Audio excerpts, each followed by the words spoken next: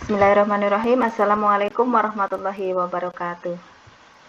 Waalaikumsalam warahmatullahi wabarakatuh.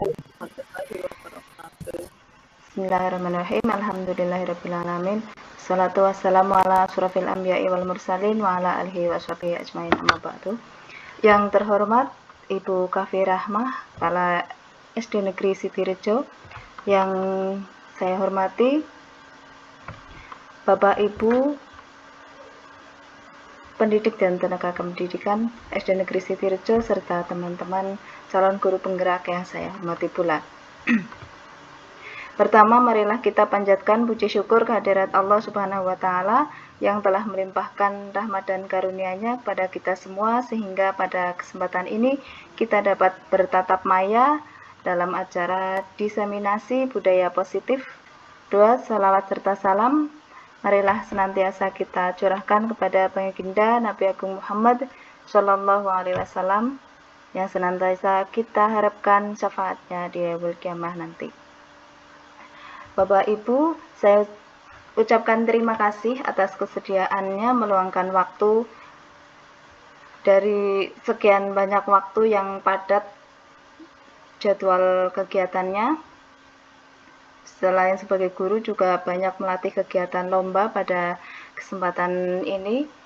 Terima kasih sudah menyempatkan waktu, tenaga, dan pikiran untuk melaksanakan acara diseminasi budaya positif, di mana kegiatan ini merupakan salah satu penerapan atau pengimbasan dari tugas kami, yaitu aksi nyata modul 1.4 dalam pendidikan guru penggerak.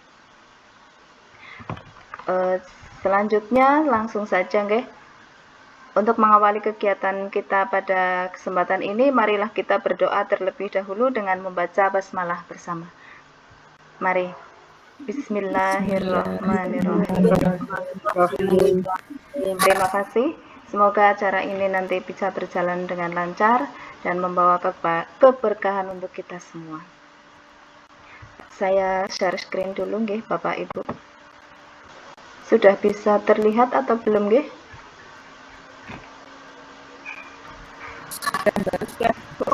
Sudah.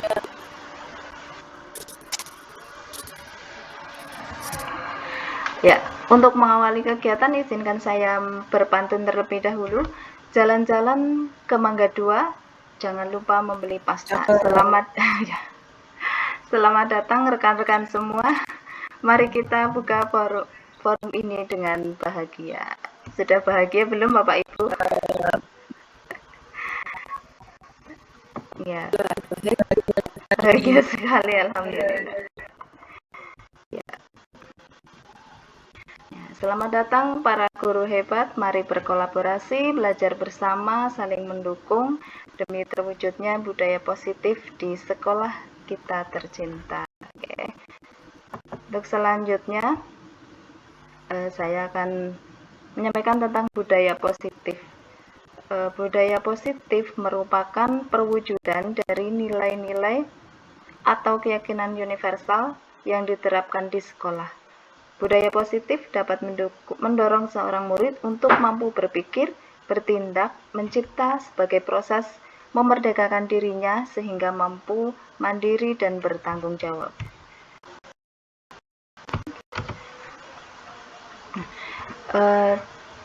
Konsep utama modul budaya positif yang akan saya sampaikan yaitu yang pertama adalah perubahan paradigma belajar, yang kedua disiplin positif, yang ketiga motivasi perilaku manusia, yang keempat keyakinan kelas atau keyakinan sekolah, kelima kebutuhan dasar manusia, yang keenam adalah posisi kontrol, dan yang terakhir adalah segitiga restitusi.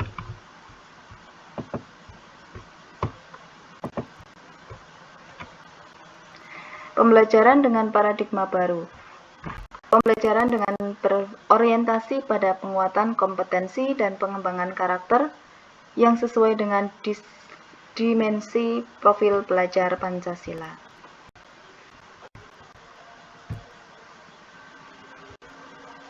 Pembelajaran dengan paradigma baru ini merupakan pembelajaran yang dirancang berdasarkan prinsip pembelajaran berdiferensiasi sehingga setiap siswa belajar sesuai dengan kebutuhan dari tahap perkembangannya.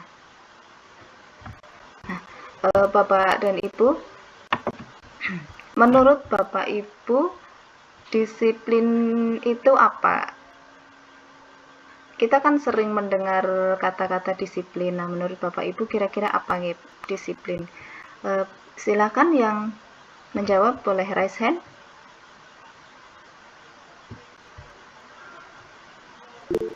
Iya, Ibu Tri Hidayatun silakan. Terima kasih atas waktunya Bu Eka. Ya. Disiplin menurut saya itu mematuhi aturan. Oh ya. Tepat waktu. Konsisten. Iya. Apalagi ya. Iya, terima kasih Ibu Tri Hidayatun ya. Ya, silakan Ibu Kafi Rahmah. Terima kasih Mbak Eka. Menurut saya disiplin itu salah satu nilai kebajikan yang perlu untuk diyakini siswa agar mengarah kepada suatu ketaatan. Itu Mbak Eka. Oh iya, terima kasih.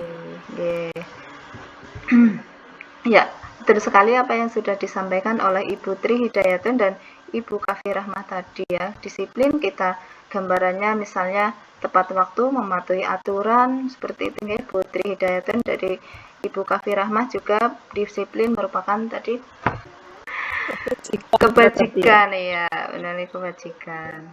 Betul sekali. Saya lanjutkan. Disiplin positif. Tadi kita sudah membahas tentang disiplin, kemudian disiplin positif. Dalam budaya kita, makna kata disiplin adalah sesuatu yang dilakukan seseorang kepada orang lain untuk mendapatkan kepatuhan. Kita cenderung menghubungkan kata disiplin dengan ketidaknyamanan. Misalnya, kita harus begini, harus begitu ya. Jadi ada ketidaknyamanan. Sebagai pendidik, tujuan kita adalah menciptakan anak-anak yang memiliki disiplin diri sehingga mereka bisa berperilaku dengan mengacu pada nilai-nilai kebajikan universal dan memiliki motivasi dalam diri menuju perubahan perilaku ke arah yang lebih baik. Nah, disiplin positif. Nah, tujuan dari disiplin positif itu sendiri adalah menanamkan motivasi kepada murid-murid kita untuk menjadi orang yang mereka inginkan, jadi menjadi diri sendiri, begitu maksudnya, dan menghargai diri sendiri dengan nilai-nilai yang mereka percaya. Nah, itu tadi tentang disiplin positif dan paradigma pendidikan yang baru. Kemudian tentang motivasi perilaku manusia. Perilaku manusia itu adalah dorongan yang timbul pada diri seseorang secara sadar atau tidak sadar untuk melakukan suatu tindakan dengan tujuan tertentu. Jadi motivasi seseorang untuk melakukan sesuatu itu adalah tujuan seseorang melakukan suatu kegiatan. 3 motivasi perilaku manusia, yaitu yang pertama untuk menghindari ketidaknyamanan atau hukuman. Jadi ada manusia yang ketika melakukan suatu tindakan itu adalah karena dia menghindari ketidaknyamanan, menghindari hukuman. Mereka sedang menghindari permasalahan yang mungkin muncul dan berpengaruh pada mereka secara fisik, psikologis, maupun tidak terpenuhinya kebutuhan mereka bila mereka tidak melakukan tindakan tersebut. Jadi, hanya untuk menghindari hukuman atau ketidaknyamanan. Motivasi yang kedua yaitu motivasi untuk mendapatkan imbalan atau penghargaan dari orang lain. Seseorang yang memiliki motivasi tindakan untuk mendapat imbalan itu biasanya melakukan sesuatu untuk mendapatkan hadiah, untuk mendapatkan pengakuan atau mendapatkan imbalan. Jadi motivasinya adalah mendapatkan sesuatu dari orang lain. Kemudian yang ketiga, motivasi untuk menjadi orang yang mereka inginkan atau menjadi seperti yang mereka impikan dan menghargai diri sendiri dengan nilai-nilai yang mereka percaya. Jadi mereka melakukan suatu kegiatan itu untuk menghargai dirinya sendiri, juga untuk menerapkan nilai-nilai yang mereka percayai. Nah, untuk motivasi yang pertama tadi, menghindari ketidaknyamanan atau hukuman, dan untuk mendapatkan imbalan atau penghargaan dari orang lain, ini merupakan motivasi eksternal, ya, motivasi dari luar. Sedangkan untuk yang terakhir ini menjadi orang yang mereka inginkan dan menghargai diri sendiri dengan nilai-nilai yang mereka percaya, ini adalah motivasi internal. Jadi motivasi yang timbul dari dirinya sendiri, tidak terpengaruh oleh orang lain, tidak terpengaruh oleh hukuman maupun imbalan. Jadi ini adalah motivasi tertinggi dari seseorang. Kemudian konsep disiplin dengan identitas gagal. Nah, konsep disiplin itu tadi sudah dijelaskan di depan, ya. Konsep disiplin dengan identitas gagal. Nah, identitas gagal itu yang bagaimana? Konsep disiplin dengan identitas gagal yang pertama yaitu hukuman. Hukuman itu biasanya mengakibatkan atau memberikan dampak yang pertama menyakitkan si terhukum, ya. Yang kedua, tidak nyaman. Jadi orang yang dihukum akan merasa tidak nyaman.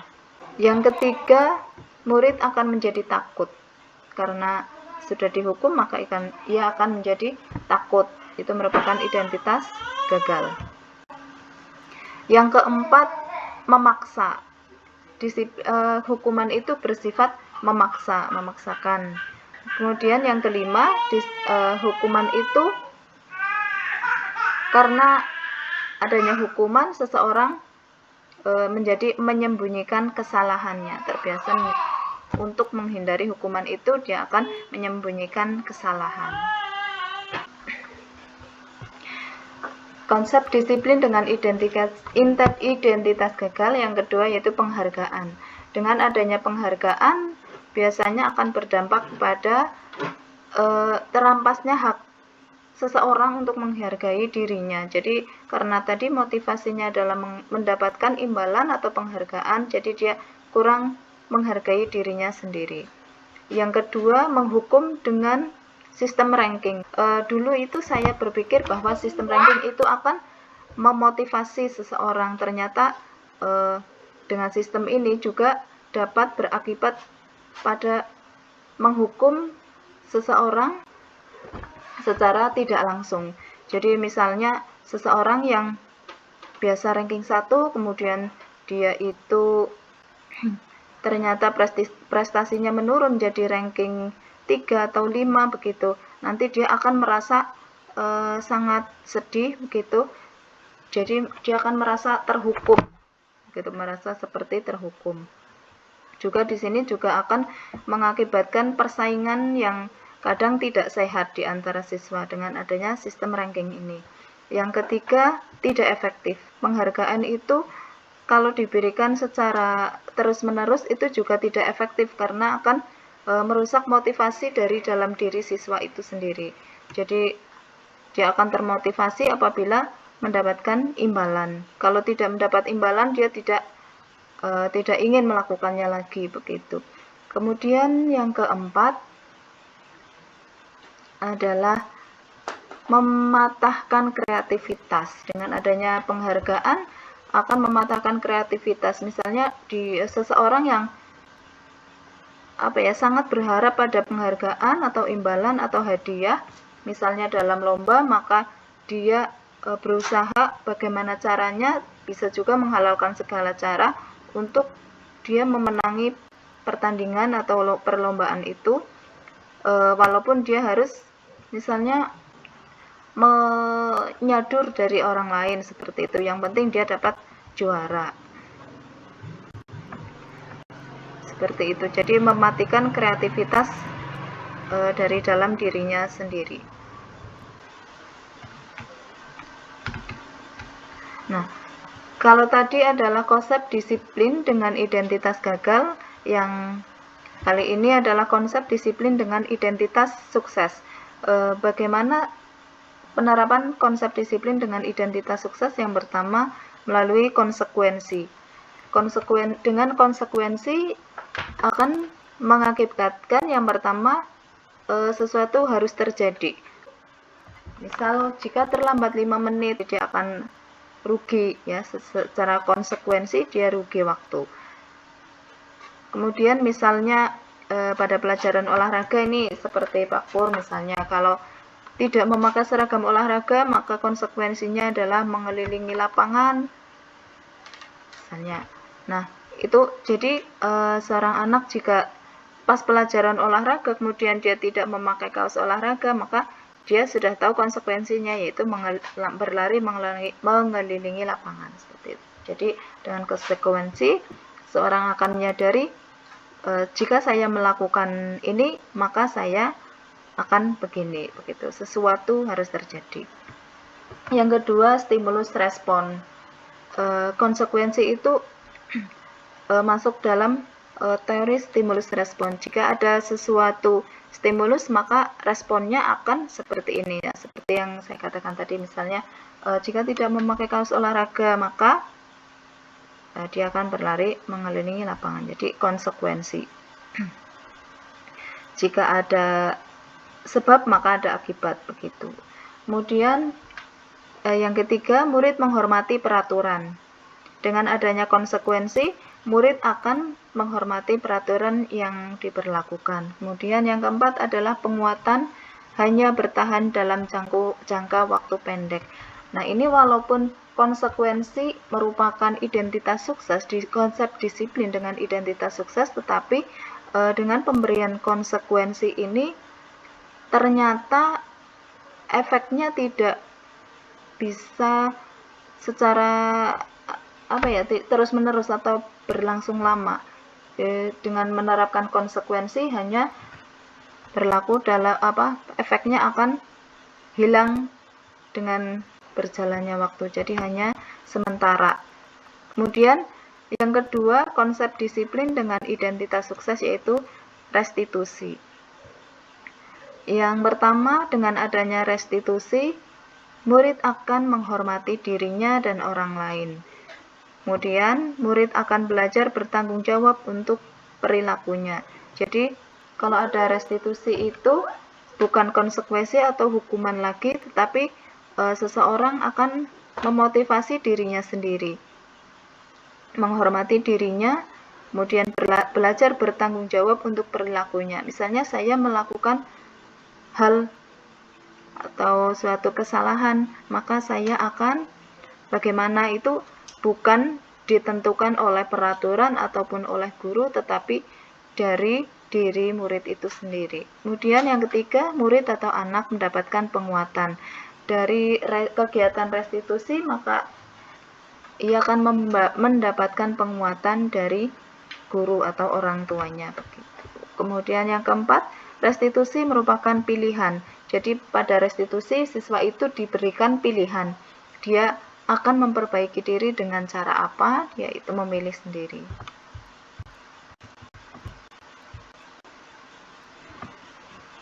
Berikutnya yaitu perbedaan antara hukuman, konsekuensi, dan restitusi. Contoh kasus ini siswa tertidur pada saat pelajaran. Yang pertama tentang hukuman. Contohnya, guru menghukum siswa tersebut mengelilingi lapangan 2 kali. Guru marah dan membuat murid takut. Nah, ini contoh hukuman. Hukuman itu seperti ciri-cirinya tadi bersifat menyakiti siswa. Kemudian yang berikutnya konsekuensi. Ini bedanya, kalau tadi dalam hukuman guru menghukum dengan lari mengelilingi lapangan dan memarahi muridnya sehingga muridnya takut. Kalau konsekuensi itu guru memberikan konsekuensi untuk misalnya menulis kalimat saya berjanji tidak akan mengulanginya kembali, seperti itu. Jadi kalau hukuman itu berakibat ke fisik, kalau konsekuensi tidak terlalu menyakiti secara fisik. Dia menulis di kertas folio sebanyak 3 lembar. Dalam memberikan konsekuensi, guru bersikap tegas dan siswa mematuhi peraturan. Kemudian yang terakhir, restitusi. Dalam kegiatan restitusi, guru menanyakan keyakinan kelas atau dirinya dan membantu siswa menyelesaikan masalah. Guru secara terbuka dan siswa menghormati dirinya dan orang lain. Jadi beda antara hukuman, konsekuensi, dan restitusi. Kalau hukuman itu biasanya lebih bersifat menyakiti, konsekuensi itu seperti apa ya, harus terjadi. Kemudian kalau restitusi akan menimbulkan motivasi dari dalam diri. Nah, keyakinan kelas Bapak dan Ibu sepertinya sudah pernah ya melakukan atau membuat keyakinan kelas.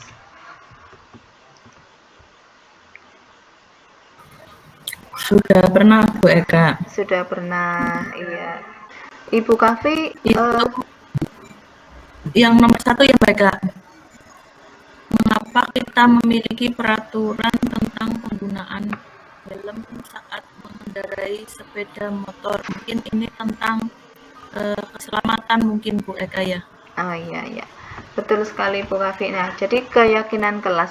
Mengapa keyakinan kelas dan mengapa bukan peraturan saja? Nah, yang pertama, mengapa kita memiliki peraturan tentang penggunaan helm saat mengendarai sepeda motor? Nah, ini tadi peraturan ya Bu Kafi ya. Terus ini yang diyakini adalah untuk keselamatan. Nah, misalnya peraturannya adalah harus menggunakan helm saat mengendarai sepeda motor. Nah, yang kita yakini dengan menggunakan helm ini kita akan lebih selamat ya dalam perjalanan. Kemudian yang kedua,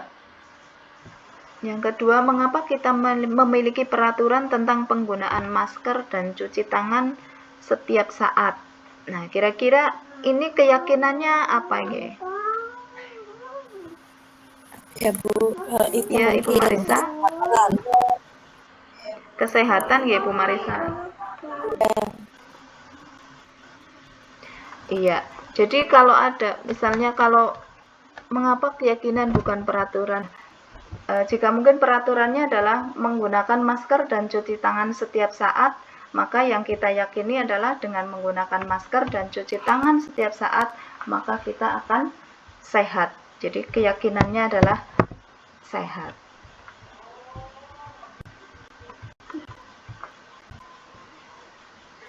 Nah, bagaimana cara pembentukan keyakinan kelas?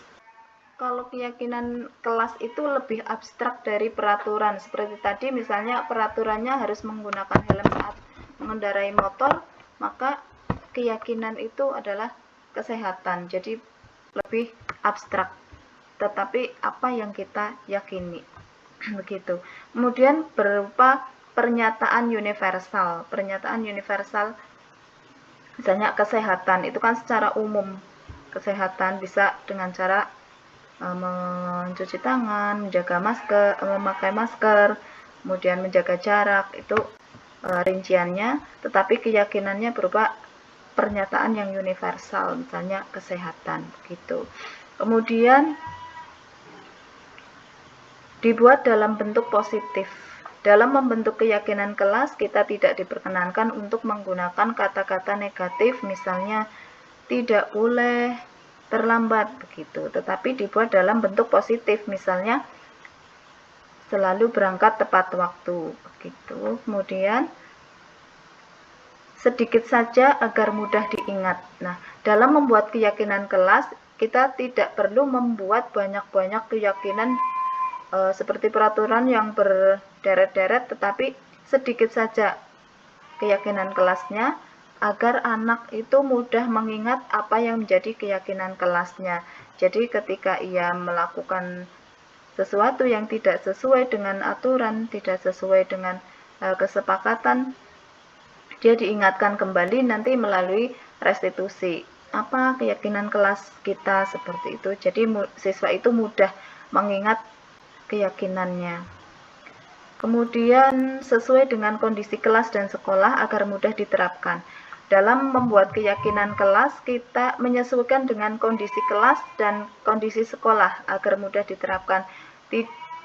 Jadi tidak hanya sekedar mendownload, misalnya cari di TikTok atau cari di Canva itu sudah banyak ya. Memang banyak, tetapi yang perlu kita perhatikan adalah kesesuaian dengan kondisi kelas atau sekolah kita masing-masing.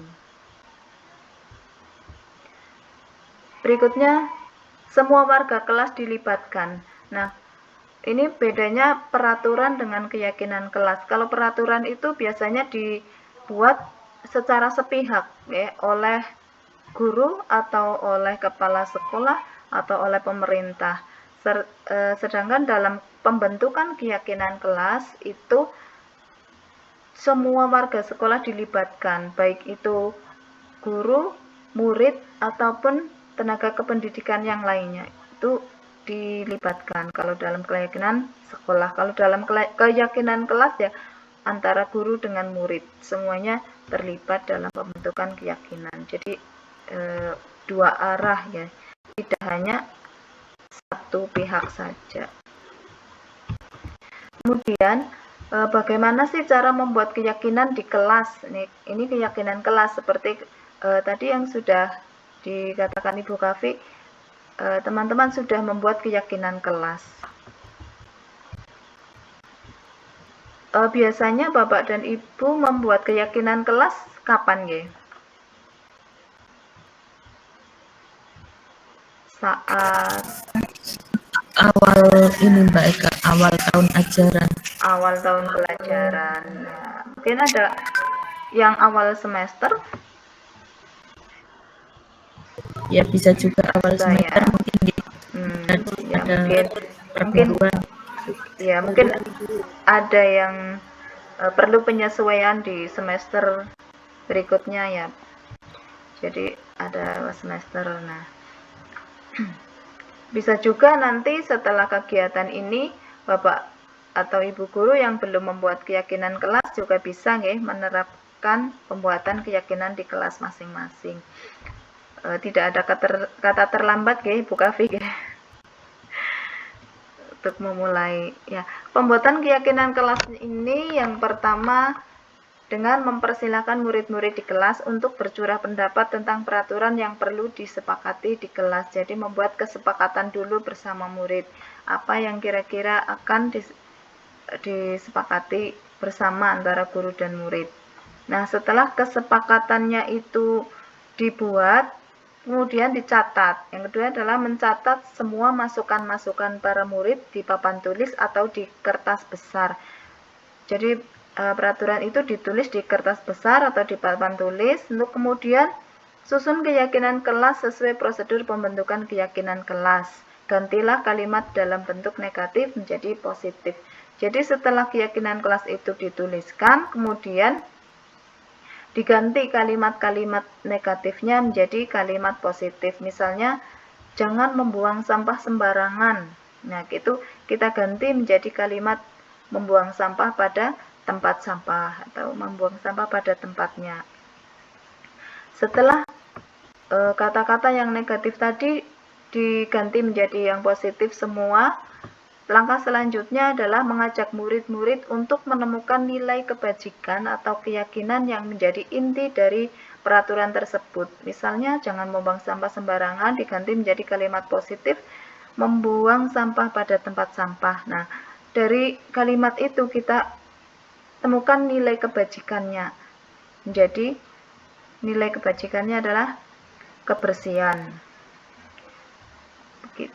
Kemudian warga kelas dipersilakan meninjau ulang, menyetujuinya, dan menandatangani keyakinan kelas. Jadi kalau sudah keyakinan kelasnya tadi adalah kebersihan, dan seterusnya sampai tadi yang bentuk kesepakatannya sudah dibuat kalimat positif semua, kemudian ditemukan nilai kebajikan universalnya, nah tinggal penandatanganan oleh siswa dan guru. Semua siswa menandatangani kesepakatan, guru juga ikut tanda tangan di dalam kesepakatan tersebut. Dan yang terakhir, dari kegiatan pembuatan keyakinan kelas ini adalah meletakkan atau menempelkan keyakinan kelas yang dibuat bersama-sama tadi di dinding kelas atau di tempat yang mudah dilihat oleh semua warga kelas.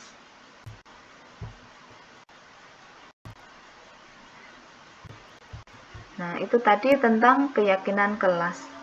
Berikutnya tentang kebutuhan dasar manusia. Setiap manusia itu pasti memiliki kebutuhan. Nah, kebutuhan dasar manusia merupakan suatu yang kita lakukan untuk mendapatkan apa yang kita inginkan. Seluruh tindakan yang kita lakukan itu pasti memiliki tujuan. Semua usaha terbaik yang kita lakukan agar kebutuhan dasar kita terpenuhi dengan baik. Contoh ini pernyataan. Ketika seorang murid melakukan suatu perbuatan yang bertentangan dengan nilai-nilai kebajikan atau melanggar peraturan, hal itu sebenarnya dikarenakan mereka gagal memenuhi kebutuhan dasar mereka. Jadi setiap orang melakukan tindakan itu kan punya tujuan untuk memenuhi kebutuhan dasar. Nah, apabila orang itu gagal memenuhi kebutuhan dasarnya, maka dia menjadi melanggar peraturan, begitu maksudnya. Nah, lalu apa saja sih kebutuhan dasar manusia?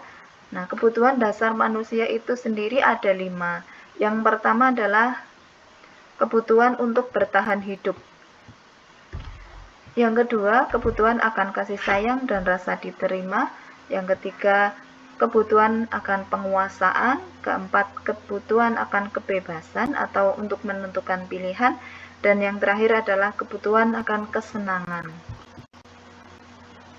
Nah, kebutuhan dasar manusia untuk bertahan hidup itu misalnya kebutuhan tentang makanan, pakaian, tempat tinggal, kesehatan, dan pendidikan. Kemudian kebutuhan untuk rasa diterima, kasih sayang.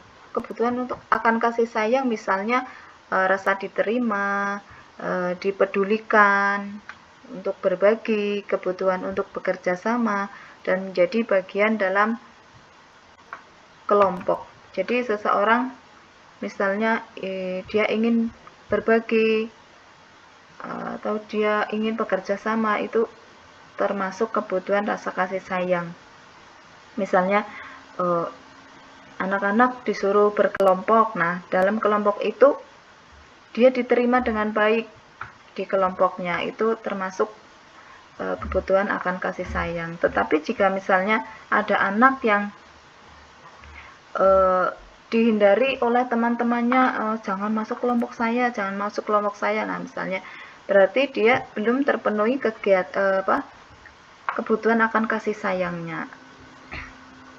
Kemudian kebutuhan akan penguasaan, biasanya berkaitan dengan harga diri, keinginan untuk dianggap, kebutuhan untuk memimpin, kebutuhan untuk berprestasi dan diakui, serta kebutuhan untuk didengar. Jadi kebutuhan akan penguasaan ini termasuk harga diri. Misalnya dia ingin mempertahankan harga dirinya, berarti dia sedang memenuhi kebutuhan penguasaan. Kebutuhan dasar berikutnya tentang kebebasan, itu misalnya kemandirian, memiliki sifat mandiri, memiliki pilihan. Dia ingin bebas memilih sesuatu yang dia inginkan, kemudian mencoba hal-hal yang baru dan mampu mengendalikan arah dirinya, jadi bisa menguasai diri. Kemudian kebutuhan akan kesenangan, misalnya kebutuhan untuk bermain, humor atau lucu-lucuan, kebutuhan akan aktivitas, antusias, dan tertawa.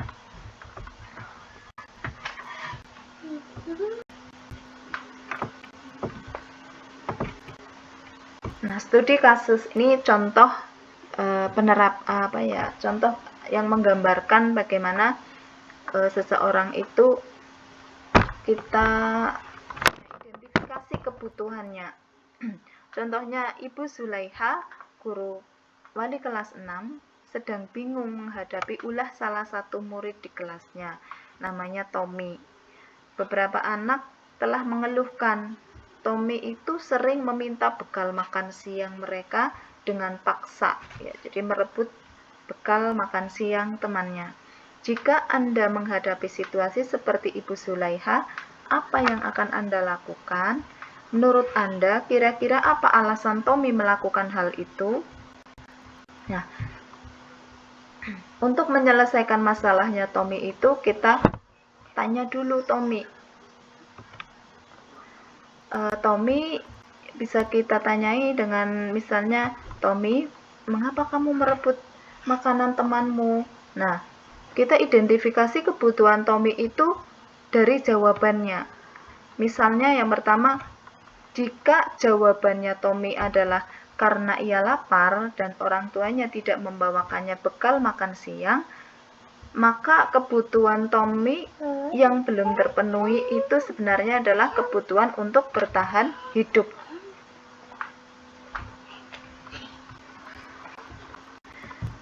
Kemudian, jika Tommy ditanya, mengapa kamu mengambil bekal makan siang temanmu? Jika jawaban Tommy adalah karena saya senang, Bu, misalnya, saya senang saja. Itu misalnya, karena dia merasa senang, temannya jadi memperhatikan dia. Kalau Tommy merebut, temannya itu menjadi memperhatikan si Tommy. Ketika temannya melaporkan tindakannya itu pada gurunya, dan gurunya memberitahu orang tuanya, sehingga orang tuanya menjadi memperhatikan dia, maka si Tommy itu kebutuhan dasar yang sedang berusaha dipenuhinya adalah kebutuhan akan kasih sayang dan rasa diterima. Ya. Jadi ingin diperhatikan intinya, bukan karena lapar lagi. Nah, jika Tommy alasannya bukan karena lapar dan bukan karena ingin diperhatikan, misalnya dia menjawab karena temannya jadi takut dengan dia dan menurut keinginannya.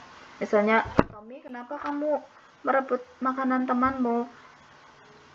Biar dia takut, Bu, misalnya, atau biar dia nurut sama saya, Bu.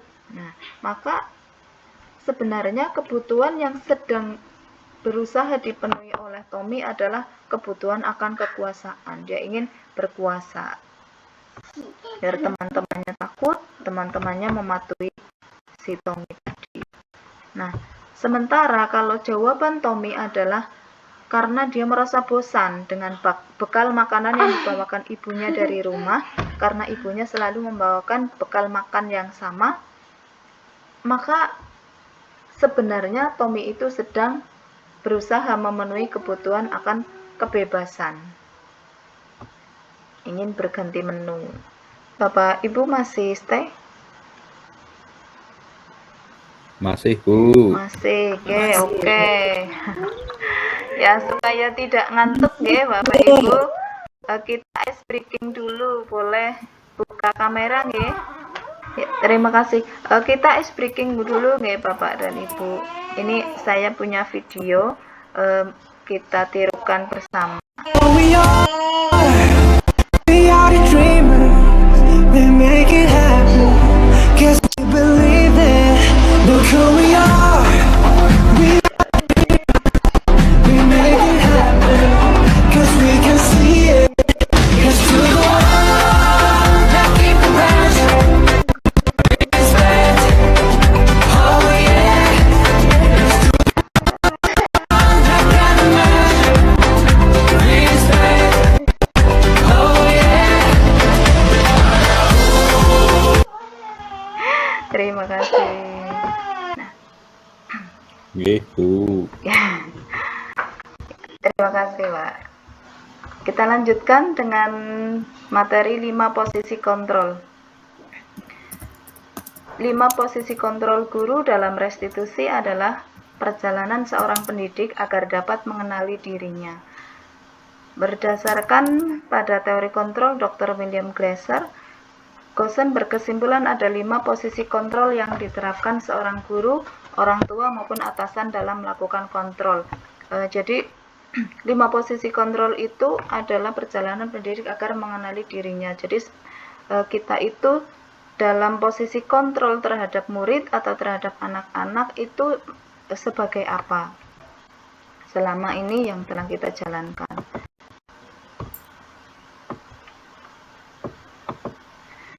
Lima posisi kontrol itu yang pertama adalah sebagai penghukum, yang kedua adalah sebagai pembuat rasa bersalah, yang ketiga sebagai teman, yang keempat sebagai pemantau, dan yang kelima adalah sebagai manajer. Ciri-cirinya itu seperti apa sih kalau kita di posisi kontrol sebagai penghukum? Nah, jika kita biasanya berbuat menghardik, menunjuk-nunjuk, menyakiti atau menyindir murid ketika murid melakukan kesalahan, berarti kita punya ciri sebagai penghukum.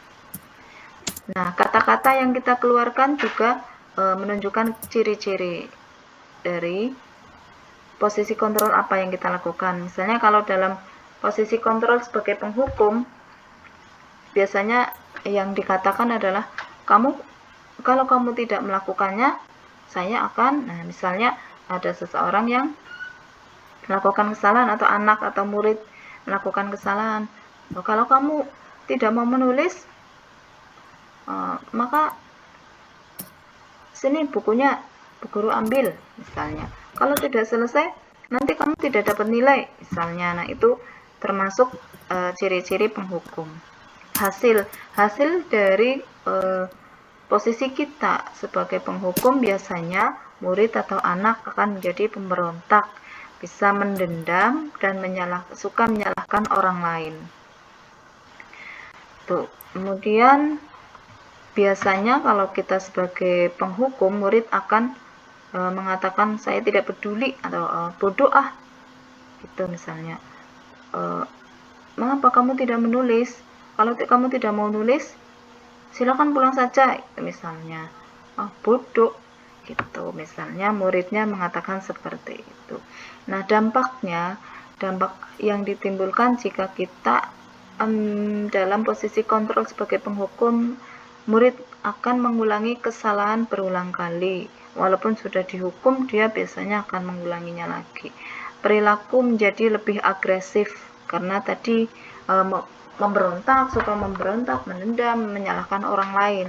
Itu dampak yang terjadi pada murid jika kita berposisi sebagai penghukum.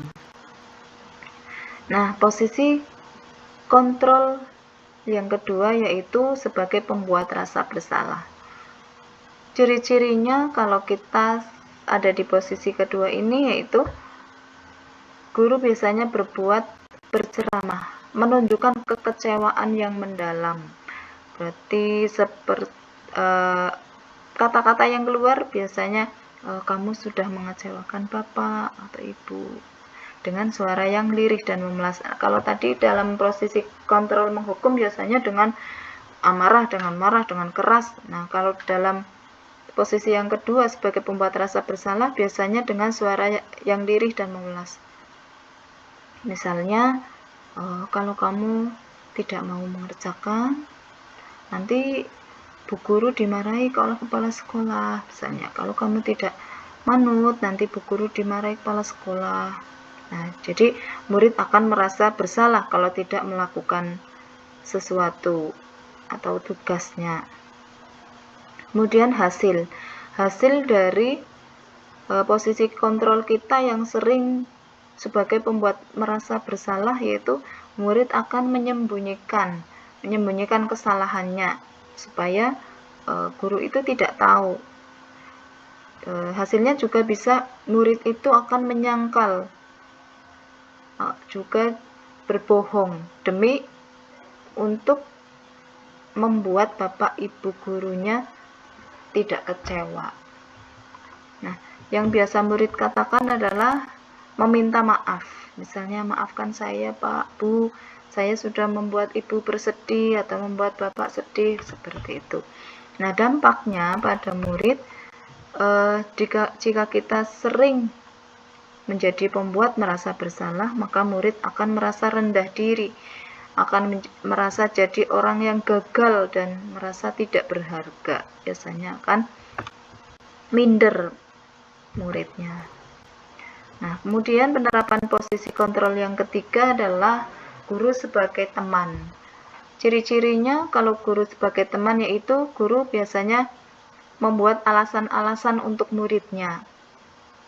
Yang sering guru katakan misalnya, lakukan ini demi bapak atau ibu ya. Misalnya, mengapa ini jadi berantakan? Siapa yang melakukan ini? Misalnya ada murid yang mengaku, nanti oh ya sudah, tidak apa-apa, nanti bapak atau nanti bu guru bantu bereskan, seperti itu. Nah, hasil dari posisi kita yang sering memposisikan diri menjadi teman, maka murid akan ketergantungan dengan bantuan yang kita berikan. Jadi dia kurang bisa menyelesaikan masalahnya sendiri. Dia akan selalu bergantung pada orang lain untuk membantu menyelesaikan masalahnya. Sedangkan yang keempat adalah murid, biasanya muridnya akan berkata, saya pikir bapak atau ibu teman saya. Misalnya, jika bu guru atau pak gurunya tidak membantu, maka dia akan kecewa dan berpikir, biasanya kan dibantu bapak atau ibu guru, saya pikir bapak ibu guru teman saya. Tuh. Nah, dampaknya dari penerapan ini adalah murid menjadi tidak mandiri, selalu bergantung, tidak bisa memutuskan yang harus dipertanggungjawabkan, tidak bisa membuat keputusan sendiri. Posisi kontrol yang keempat adalah guru sebagai pemantau. Nah, kalau guru sebagai pemantau itu biasanya guru menghitung atau mengukur.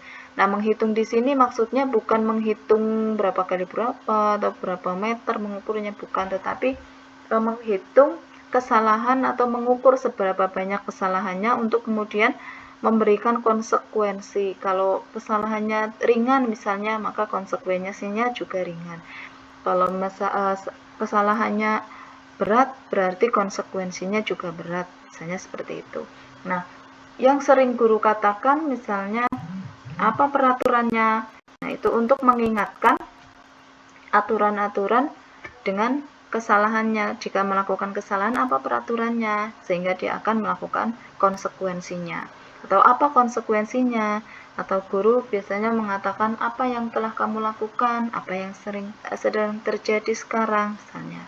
Nah, hasil dari penerapan posisi kita sebagai pemantau, maka murid akan menyesuaikan hanya jika diawasi. Tetapi kalau tidak diawasi, dia akan tetap melakukan kesalahan.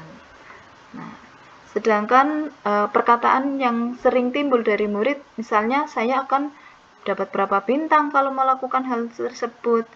Jika sudah melakukan hal tersebut, saya akan mendapat apa?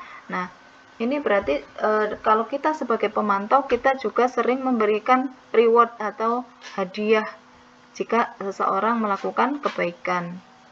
Dampaknya, maka murid akan menitik beratkan dampak pada diri sendiri untuk mendapat hadiah, atau jika melakukan kesalahan akan mendapat hukuman ataupun konsekuensi. Dan posisi kontrol yang terakhir yaitu guru sebagai manajer. Ketika sebagai manajer, maka guru biasanya sering mengajukan pertanyaan-pertanyaan jika muridnya melakukan kesalahan. Misalnya, yang sering guru katakan, apa yang kita yakini, atau apa kamu meyakini hal tersebut. Misalnya, dalam menangani murid yang mengalami masalah atau yang bermasalah, biasa menanyakan alasannya, mengapa kamu melakukan ini, terus kemudian mengapa, apa yang kamu yakini, begitu. Hasilnya, dengan posisi guru sebagai manajer, maka murid akan karakternya semakin kuat. Biasa yang murid katakan biasanya adalah bagaimana caranya agar saya bisa memperbaiki keadaan ini, atau saya akan memperbaiki masalah ini dengan cara apa, sesuai dengan inisiatif murid sendiri.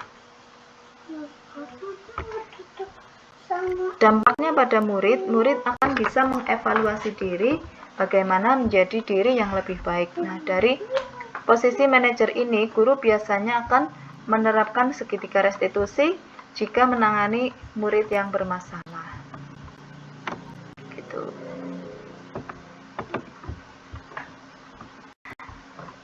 Nah, Bapak dan Ibu, dari ciri-ciri yang sudah saya paparkan tadi, sudah bisa mengukur diri sendiri ya, Bapak dan Ibu. Kira-kira saya ada di posisi mana ini? Sebagai penghukum, atau pembuat rasa bersalah, atau sebagai teman, atau pemantau, atau bahkan manajer. Kalau saya itu Bu Eka, Iya, kadang penghukum, iya, kadang posisi teman rasa bersalah, ya kadang manajer, kadang teman, kayak gitu Bu. oh iya, ya masih bervariasi ya Bu Marisa. Iya, Sama Bu, sama Bu Marisa, tapi seringnya ya jadi penghukum. iya, iya. Kadang istirahat menjadi teman ya Pak Pur. Iya, iya. Terima kasih jawabannya Bapak Ibu sudah bisa mengukur ya intinya. Nah, jadi posisi kontrol yang paling baik itu kita adalah sebagai manajer. Dimana tadi seorang manajer jika menangani murid yang bermasalah, maka dia akan menerapkan segitiga restitusi dalam menangani masalah murid.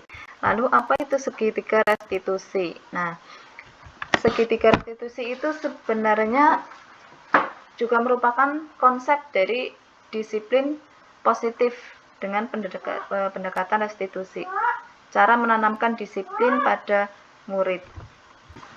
Nah, restitusi sendiri adalah proses menciptakan kondisi bagi murid untuk memperbaiki kesalahan mereka sehingga mereka bisa kembali pada kelompok mereka dengan karakter yang lebih kuat. Jadi dengan restitusi mereka akan memperbaiki kesalahannya, dan setelah direstitusi itu murid akan lebih kuat lagi karakternya. Nah, ciri-cirinya restitusi itu yang pertama, restitusi itu adalah kegiatan bukan untuk menebus kesalahan, tapi untuk belajar dari kesalahan.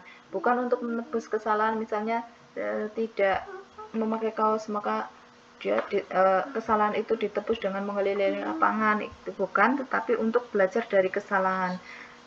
Karena kesalahan itu dia belajar untuk menjadi lebih baik lagi, tidak mengulangi kesalahannya. Yang kedua, untuk memperbaiki hubungan. Dengan adanya restitusi, tidak menyelesaikan masalah dengan emosi, maka ketika murid bermasalah dengan temannya atau bersalah kepada gurunya, diperbaiki hubungannya melalui restitusi ini. Yang ketiga, ciri restitusi adalah tawaran bukan paksaan. Guru itu memberikan tawaran bagaimana cara kamu memperbaiki diri, seperti itu. Bukan memaksakan kamu harus begini, karena kamu sudah ini, kamu harus begini, bukan seperti itu. Kemudian yang keempat, menuntun untuk melihat ke dalam diri. Jadi kita melatih murid untuk berinisiatif memperbaiki diri. Apa inisiatifnya untuk memperbaiki masalah yang diperbuat. Kemudian yang kelima adalah fokus pada karakter bukan tindakan. Yang kita fokuskan di sini adalah menguatkan karakter bukan tindakan yang harus dilakukan oleh murid. Kemudian menguatkan dan fokus pada solusi. Kegiatan restitusi ini berfokus pada solusi, bukan bagaimana hukuman yang sesuai. Yang ketujuh, mengembalikan murid yang berbuat salah pada kelompoknya. Misalnya, anak bermasalah dengan temannya, ketika sudah dilakukan restitusi, mereka sudah berdamai, saling memaafkan. Ketika kembali ke kelompoknya, kembali lagi ke sekolah, bertemu dengan teman yang tadi, sudah tidak ada masalah, sudah clear semuanya. Jadi tidak ada kecanggungan di antara mereka. Nah, bagaimana cara menerapkan segitiga restitusi ini? Nah, cara melakukan restitusi ini yaitu dengan 3 cara seperti segitiga ya. Jadi segitiga itu merupakan gambaran dari 3 cara. Yang pertama adalah menstabilkan identitas. Yang pertama segitiga restitusi adalah menstabilkan identitas. Tadi seperti yang sudah dijelaskan bahwa anak yang bersalah itu sebenarnya sedang melakukan identitasnya sedang gagal, maka kita stabilkan dulu identitasnya. Setelah itu kita validasi tindakan yang salah, misalnya dengan bertanya, pasti kamu punya alasan mengapa kamu melakukan ini, seperti itu. Jadi divalidasi tindakan yang salah. Kemudian setelah itu menanyakan keyakinan, apakah perbuatan kamu itu sudah sesuai dengan keyakinan kita, misalnya seperti itu. Nanti setelah ditanyakan keyakinan, baru kita tawarkan kepada murid, apa yang akan kamu perbaiki dari masalah ini, apa yang akan kamu lakukan setelah ini untuk memperbaiki diri, untuk memperbaiki karakter murid. Nah, ini contoh cara menstabilkan identitas. Cara menstabilkan identitas misalnya anak sudah melanggar peraturan, kemudian ada sebenarnya setiap tindakan anak itu kan untuk memenuhi kebutuhan dasarnya. Nah, ketika dia sedang memenuhi kebutuhan dasarnya kemudian mengalami benturan dengan peraturan, berarti dia dalam posisi yang gagal. Kalau kita ingin menjadi reflektif, maka kita harus meyakinkan murid atau anak dengan cara mengatakan kalimat misalnya, berbuat salah itu tidak apa-apa, itu manusiawi, setiap orang pasti memiliki kesalahan, seperti itu. Kemudian untuk validasi tindakan yang salah. Nah, setiap tindakan yang dilakukan tadi untuk memenuhi kebutuhan dasar, kalau kita memahami kebutuhan dasar apa yang mendasari tindakan murid atau anak kita akan bisa menemukan cara yang paling efektif untuk memenuhi kebutuhan tersebut. Nah, kalimat-kalimat yang mungkin bisa dikatakan dengan nada tanpa menghakimi, kita bisa memvalidasi kebutuhan mereka. Misalnya, mengapa kamu melakukan itu? Nanti kan anak akan menjawab misalnya, karena saya seperti ini. Nah, itu. Kalau anak sudah menjawab, kita bisa menyesuaikan dengan jawabannya. Misalnya, padahal kamu bisa melakukan yang lebih buruk dari ini. Misalnya anak membalas perlakuan temannya. Nah, mengapa kamu membalas? Misalnya, karena saya disakiti dan seterusnya. Maka guru bisa memvalidasi, padahal kamu bisa melakukan yang lebih buruk dari ini ya, tapi kamu tidak melakukannya, misalnya seperti itu. Bisa juga guru bertanya, kamu pasti punya alasan mengapa melakukan itu. Nah, atau kamu patut bangga pada dirimu sendiri karena kamu telah melindungi sesuatu yang penting buatmu, seperti itu. Kemudian setelah divalidasi tindakan yang salah, kita menanyakan keyakinan, kita kembalikan kepada keyakinan kelas.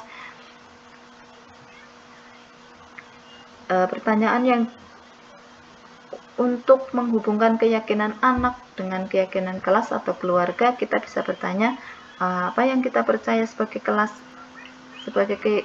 di kelas atau keluarga, misalnya.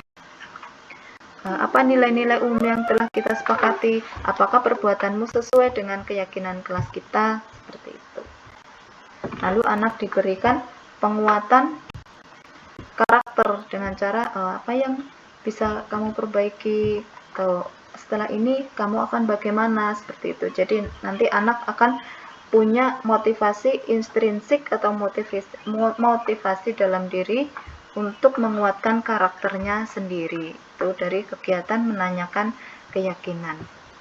Nah, berikut ini saya ada video tentang bagaimana contoh bagaimana penerapan segitiga restitusi di dalam kelas. Semoga Bapak Ibu bisa menyaksikan videonya.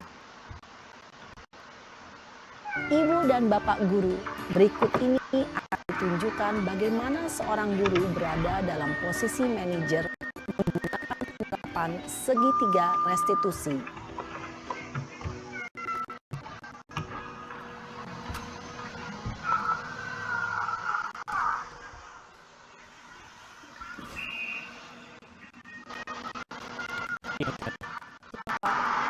Sudah lama nggak ketemu Sarah.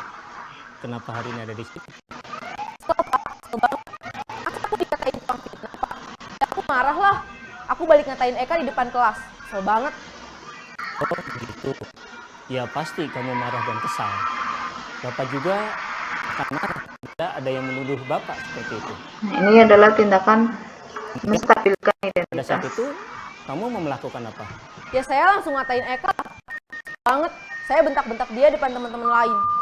Oh begitu. Ini adalah validasi Kamu melakukan tindakan seperti yang itu salah. karena suatu alasan tertentu bukan? Iyalah, saya diam saja, Pak. Ya saya bela diri lah. Masa saya dituduh tukang fitnah?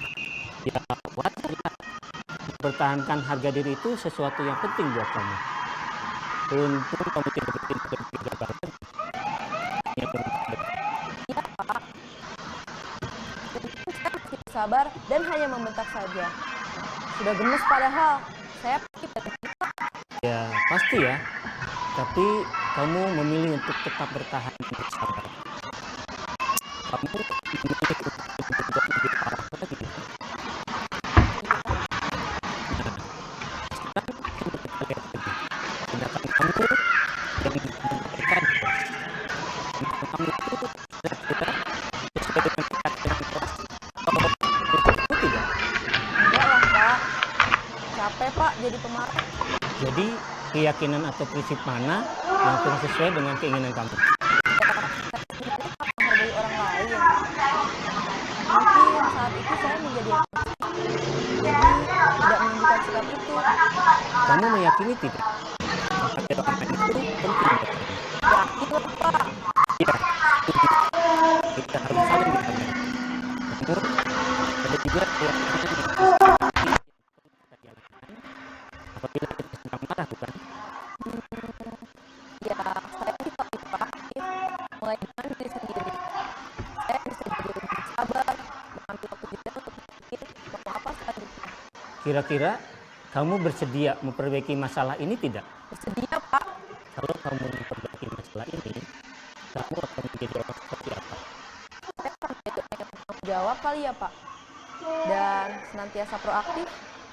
Ya, menurut kamu, gimana rasanya menjadi orang seperti itu? Ya nyaman lah, bangga bisa bersabar dan menghadapi. Baiklah kalau begitu. Yuk kita pikirkan bagaimana memperbaiki masalah ini.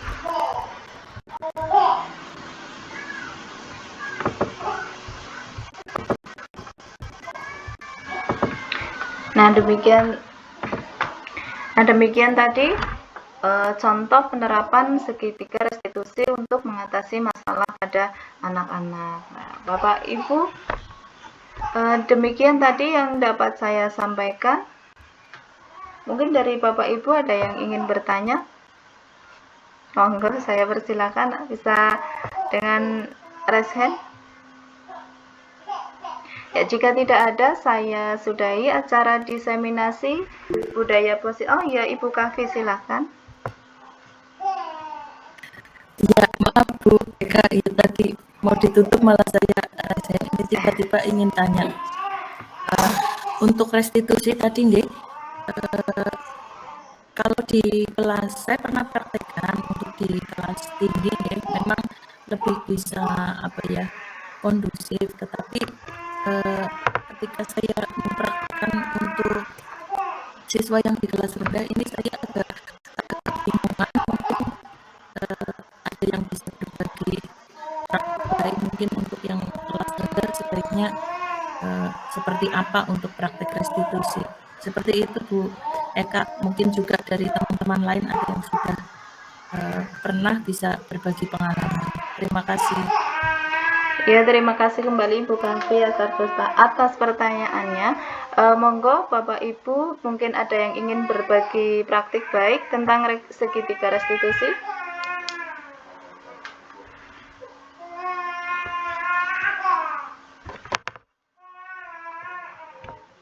dari yang kelas rendah mungkin Ibu Pariyati? Jika tidak saya mencoba menjawab nggak Ibu Kavi? Ya memang untuk Ibu Pariyati silahkan. Ya, terima kasih atas waktunya Bu Eka Yuliana. Saya akan mencoba menjawab pertanyaan dari Ibu Kavi. Ini saya hanya bukan menjawab ya, tapi hanya menyampaikan pengalaman saya di kelas 1. Untuk penerapan segitiga restitusi di kelas 1 itu memang tidak mudah seperti di kelas 3 karena saya pernah di kelas 3 dan pernah menerapkan segitiga restitusi di kelas 3. Ini lebih mudah di kelas 3 dibanding di kelas 1. Tapi masih bisa diterapkan untuk hal-hal yang kecil, misalnya ketika ada anak rebutan pensil. Ada anak kelas 1 kan tidak ada yang tidak membawa pensil ya Ibu. Waktu itu ada 2 anak yaitu Sukron dan Reza. Si Sukron tidak membawa pensil, kemudian merebut pensilnya Reza. Nah, terus sama Reza nggak boleh, tapi Sukron memaksa. Nah, pas itu kedua-duanya menangis. Terus saya panggil dua-duanya. Saya tanya, Sukron, Reza, kenapa kok menangis gitu lah? Kan keduanya saling itu bu tadi gitulah, saling menyalahkan begitu. Terus saya tanya satu persatu. Nah, ini tadi kejadiannya bagaimana, Sukron? Coba cerita dulu, Sukron, kenapa kok sampai menangis tadi? Terus Sukron cerita, Bu, saya tidak bawa pensil, mau nulis tidak bisa, tapi saya pinjam tidak boleh. Ya saya rebut dong, saya lihat punya Reza 2 begitu. Terus saya tanya ke Reza, betul Reza seperti itu? Betul Bu, wong itu punya saya, nanti kalau punya saya patah saya nggak punya ganti, seperti itu. Nah, terus setelah itu saya tanya keduanya, Reza, perbuatan kamu itu betul apa tidak menurut Reza? Perbuatan Sukron betul apa tidak menurut perbuatanmu tadi gitu. Respon tidak betul Bu, ternyata anak kelas 1 itu bisa juga menyadari kalau dia itu salah, tapi dia kalau tidak menulis dia merasa takut nanti mbok saya dimarahi sama bu guru, seperti itu. Jadi di kelas 1 walaupun susah, tetapi anak kelas 1 itu juga bisa menjawab, kita bisa menerapkan segitiga restitusi asalkan kita bisa memancing dengan kalimat-kalimat yang bisa dipahami oleh anak. Intinya seperti itu. Jadi untuk kelas 1 bisa diterapkan asal menggunakan kalimat yang mudah dipahami oleh anak kelas 1. Itu saja. Terima kasih Bu Pariyati. Terima kasih Bu Pariyati. Bagaimana Ibu Kavi? Ya, saya sepakat dengan Bu Pariyati, sudah mendapat gambaran bahwa di kelas 1 kita perlu untuk menyesuaikan dengan mungkin karakteristik siswa sesuai usianya juga di kelas 1, menggunakan bahasa yang sederhana atau mungkin juga dengan lebih memberi ruang kepada anak supaya anak itu mau terbuka untuk bercerita. Begitu mungkin ya Bu Pariyati. Terima kasih atas jawabannya. Oke, sama-sama Ibu. Iya, jadi terima kasih sekali untuk Bu Pariyati sudah berbagi praktik baiknya luar biasa. Nah, jadi untuk penerapan segitiga restitusi di kelas rendah memang kita kendalanya adalah di bahasa, mungkin ya, bahasa penyampaian, bagaimana agar anak itu mengerti apa yang kita tanyakan, apa yang kita sampaikan. Mungkin bahasanya bisa disederhanakan sesuai dengan tingkat bahasa anak. Untuk menanyakan keyakinan juga kita mungkin akan lebih tertantang ya, untuk lebih menantang lagi untuk anak kelas rendah mungkin belum mengerti apa keyakinan. Jadi kita perlu menyesuaikan bahasanya dengan bahasa anak-anak seperti itu. Bapak Ibu yang lain, bagaimana, sudah cukup? Atau masih ada pertanyaan? Mungkin sudah cukup ya. Kalau demikian, saya akhiri kegiatan diseminasi budaya positif kali ini. Terima kasih sekali Bapak dan Ibu telah meluangkan waktunya hingga larut seperti ini. Ya, terima kasih atas perhatian Bapak Ibu semua. Sampai jumpa lagi. Selamat beristirahat. Saya hentikan Bapak Ibu. Terima kasih Bapak Purwanto. Semangat. Foto dulu Bu, foto dulu. Oh iya, silakan Bapak Ibu bisa on cam, kita buka kamera, kita foto bersama terlebih dahulu.